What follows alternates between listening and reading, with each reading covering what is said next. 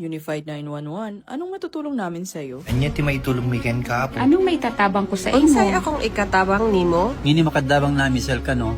Sa anumang wika o dialekto, may tulong na darating sa iyo.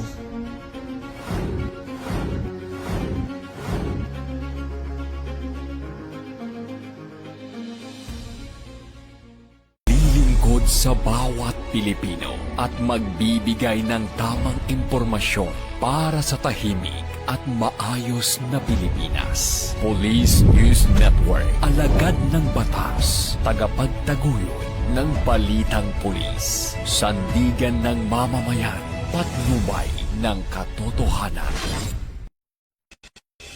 La Campo Crame, maghahatid ng pinakahuling kaganapan at nagbabagang balita. Ito ang PNN Police News Network. At ngayon, ang inyong mga tagapagbalita. Magandang araw, bagong Pilipinas. Ako ang inyong alagad ng batas. Tagataguyod ng Balitang Pulis, Patrolman Adrian Dayao. Maghahatid sa inyo ng tamang balita, kwento ng pulis at serbisyo para sa mamamayan. At ito ang PNP News Online. Ang pangunahing balita ng Police News Network. Alagad ng batas, tagataguyod ng Balitang Pulis.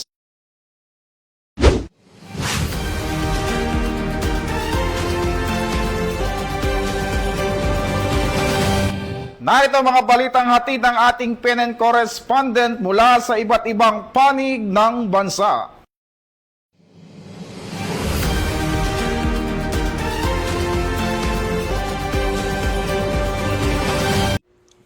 Ipinahayag ng National Capital Region Police Office ang kanilang matibay na paninindigan na walang sinuman sa hanay ng PNP ang higit sa batas. Kasunod ng agarang pagka-aresto sa isang tauhan ng Quezon City Police District na sangkot sa isang viral na vehicular incident sa C5 Road, Pasig City.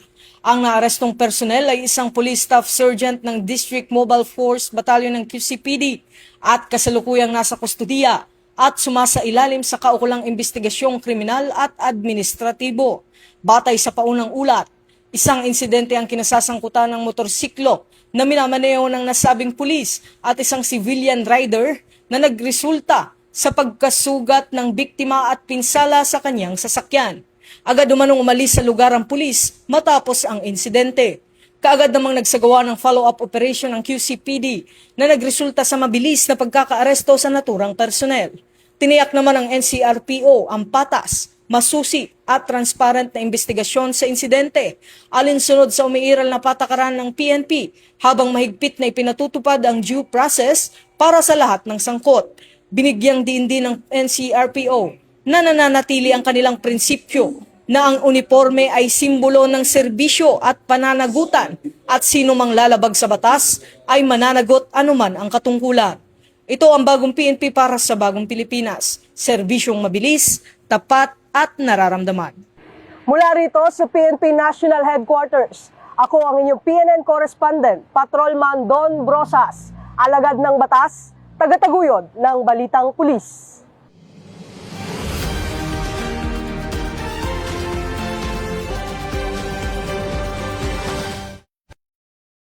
Nagsagawa ang Masbate Police Provincial Office ng Accounting of Personnel at Equipment Showdown bilang bahagi ng pinaigting na kahandaan ng kapulisan sa pagtugon sa anumang kalamidad at sakuna sa pangunguna ni Police Colonel Jefferson B. Araojo, Provincial Director, Masbate Police Provincial Office.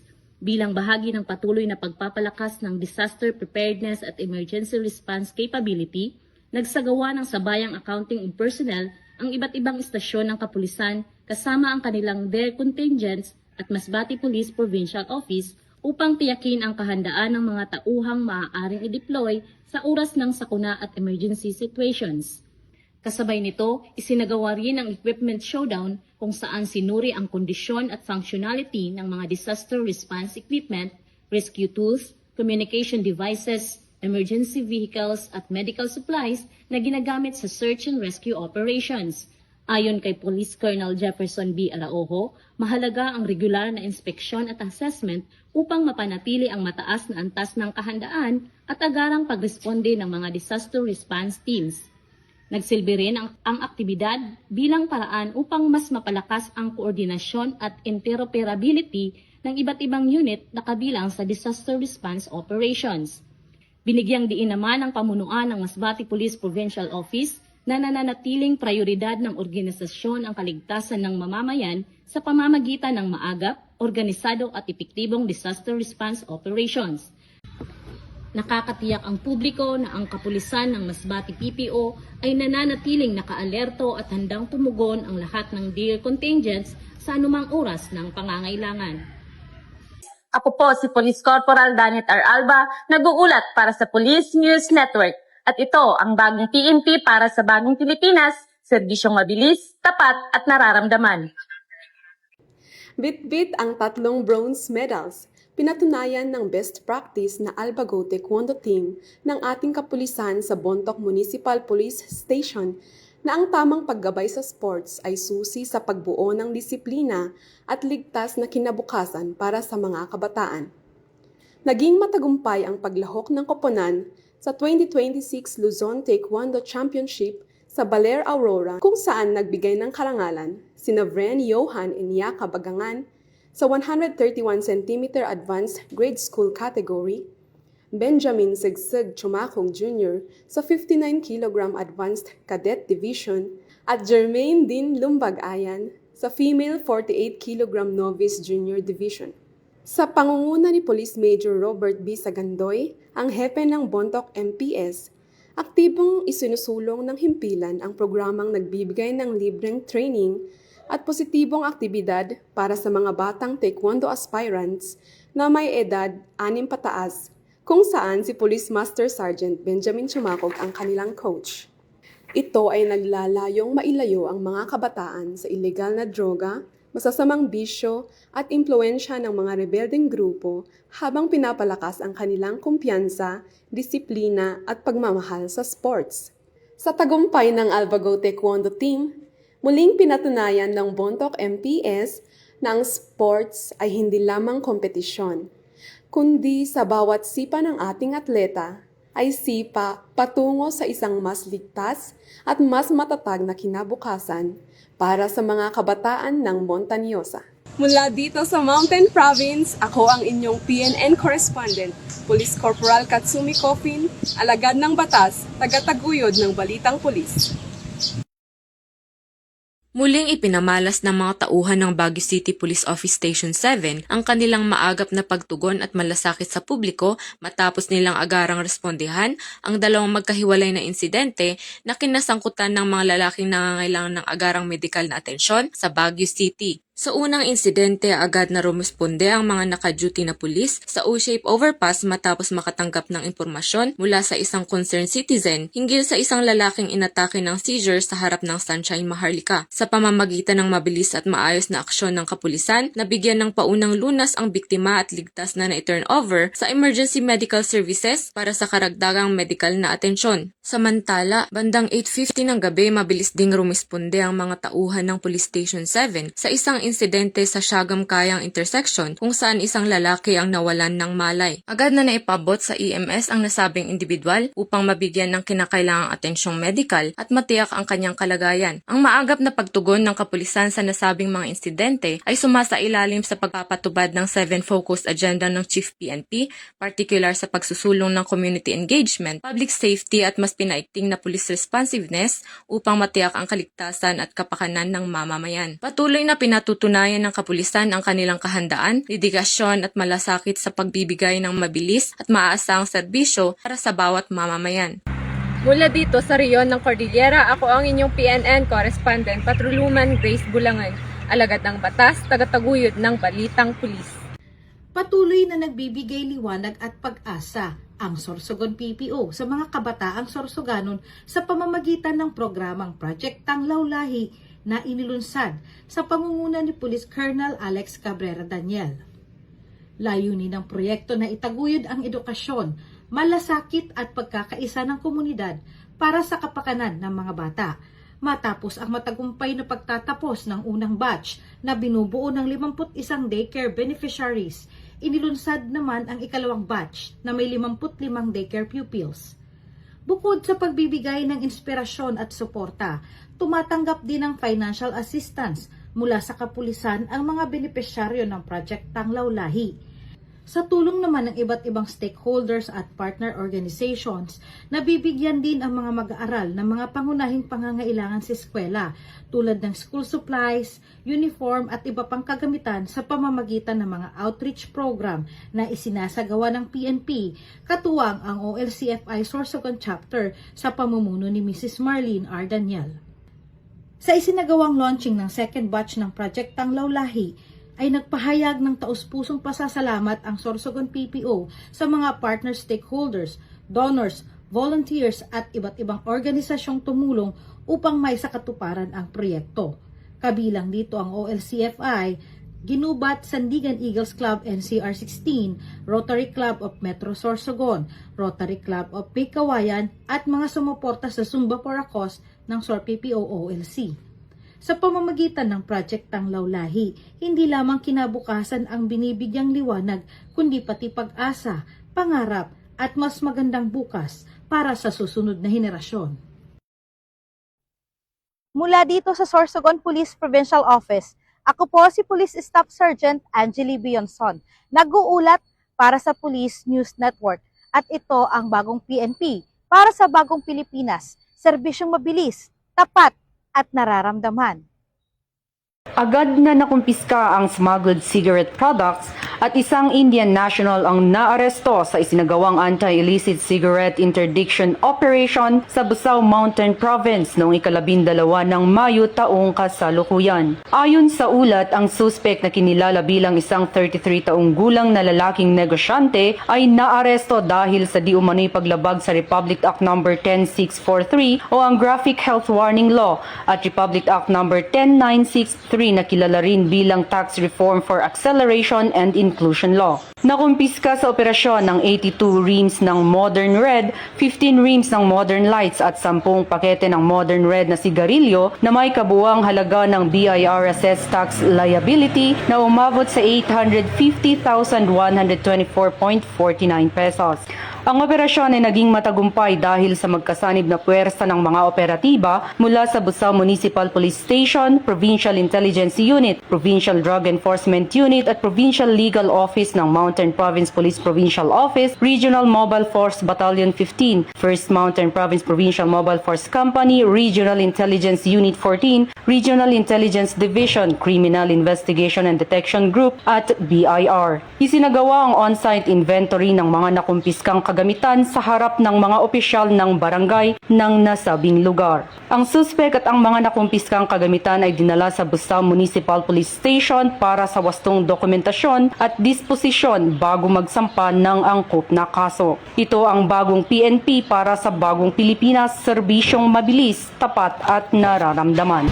Mula dito sa rehiyon ng Cordillera, ako ang inyong PNN correspondent, Patrolwoman Lizelle Digman, alagad ng batas, tagataguyod ng Balitang Pulis. Sa kulungan ang bagsak ng top 2 most wanted person provincial level na may kasong murder, matapos itong maaresto ng kapulisan sa sitio Bato, Barangay Ermita, Cebu City. Kahapon, Mayo 13 ng taong kasalukuyan. Kinilala ng Police Major Thom Ed Taghoy II, Station Commander ng Police Station 5 Cebu City Police Office, ang suspect na si alias Kurt, 20 anyos, na residente ng naturang lugar. Ayon sa ulat ng pulisya, bandang 1:35 ng hapon, inaresto ang suspect sa bisa ng warrant of arrest para sa kasong murder na walang rekomendadong piyansa. Samantala, ang akusado ay kasalukuyang nasa kustodiya ng Cebu City Jail Male Dormitory dahil sa iba pang kasong kinakaharap nito. Ang matagumpay na pagka-aresto ng suspect ay patunay ng Cebu City PNP ng kanilang mas pinaiting na pagpapatupad ng batas upang panatilihing ligtas at payapa ang komunidad. Alinsunod sa direktiba ni Police General Jose Melencio Sinartatis Jr., Chief Philippine National Police. Bagong PNP para sa bagong Pilipinas. Serbisyong mabilis, tapat at nararamdaman. Mula dito sa Central Visayas, ako ay inyong Police News Network correspondent, Patrolwoman Flora May Azares, alagad ng batas, tagataguyod ng Balitang Pulis. Arestado ang 4 na drug suspects sa magkakaiwalay na anti-illegal drug operation ng Police Regional Office 10 noong 12 ng Mayo sa Cagayan de Oro City at Bukidnon. Sa buy-bust operation sa Barangay Lapasan, Cagayan de Oro City, naaresto sina alias Joe at Nard na kapwa security guard at magkapatid. Nasabat mula sa kanila ang tinatayang 80 grams ng hininalang shabu na nagkakahalaga ng 544,000 pesos kasama ang drug paraphernalias at buy-bust money. Samantala sa Kalilangan, Bukidnon, naaresto naman sina alias Bebot at JB, kapwa itinuturing na high-value individual at residente ng Davao City. Nakumpiska sa kanila ang tinatayang 76.69 na gramo ng shabu na nagkakahalaga ng 521,492 pesos, gayon din ang buy-bust money, mga cellphone at motorsiklo. Kabuang abot sa 1,065,492 pesos na halaga ng hininalang shabu ang nakumpiska sa 2 operasyon. Maharap ang mga suspect sa kasong paglabag sa RA 9165 o Comprehensive Dangerous Drugs Act of 2002. Ito ang bagong PNP para sa bagong Pilipinas. Serbisyong mabilis, tapat at nararamdaman. Mula dito sa National Headquarters ng Philippine National Police, ako ang inyong PNN correspondent, Patrolman Edwin Baris, alagad ng batas, tagataguyod ng Balitang Pulis.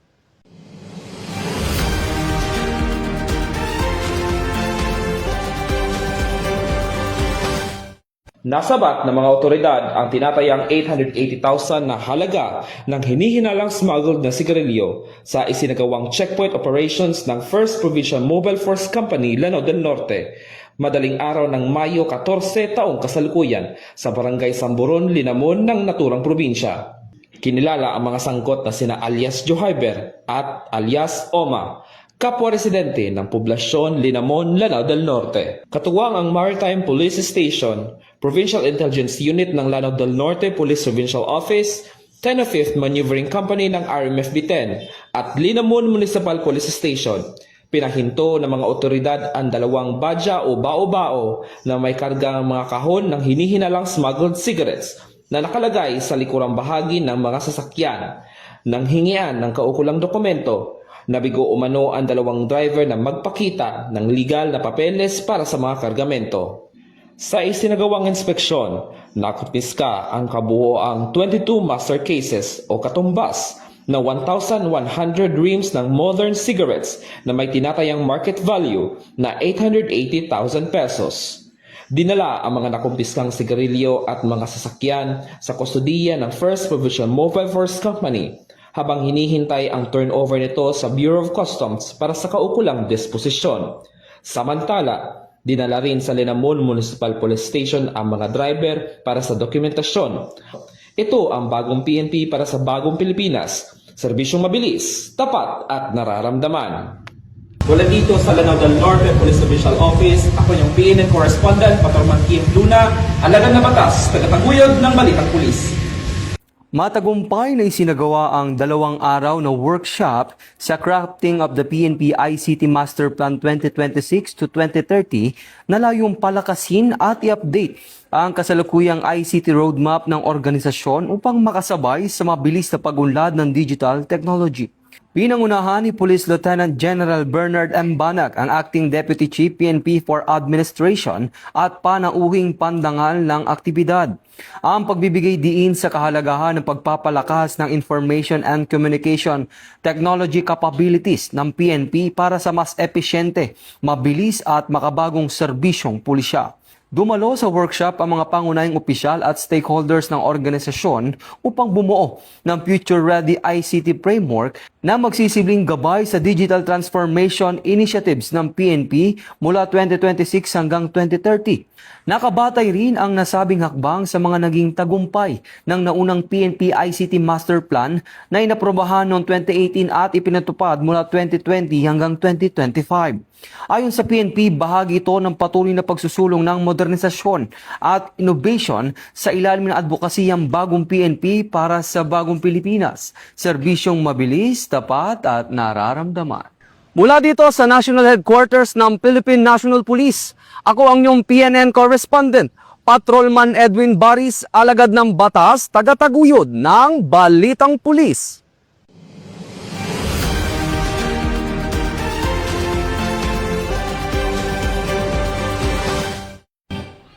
At yan ang mga balitang nakalap ng ating mga PNN correspondent mula Luzon, Visayas at Mindanao. Para sa mas malawak at mabilis na ulat ng mga balita, huwag kalimutang mag-like, follow and share sa aming official social media account ng Police News Network. Tutok lang sa aming YouTube channel para sa mga live stream at replays. At i-follow kami sa X account para sa mga real-time updates at Facebook account ng Police News Network. Manatiling mapagmatsyag at laging alam ang totoo. Sa ngalan ng pamunuan ng Philippine National Police sa pangunan ni Chief PNP Police General Jose Melencio Nartates Jr. at sa pamumuno ni President Ferdinand Bongbong Marcos Jr., kami ay maglilingkod sa bawat Pilipino at magbibigay ng tama at balanseng balita.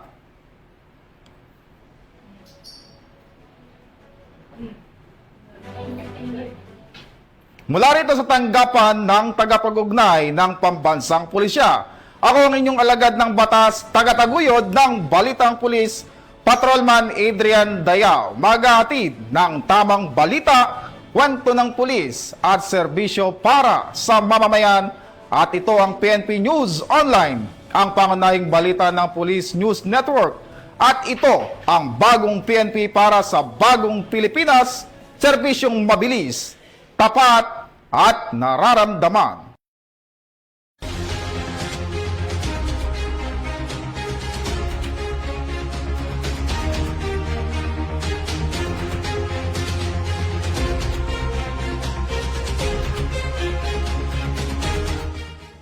Police News Network, alagad ng batas, tagapagtaguyod ng balitang pulis.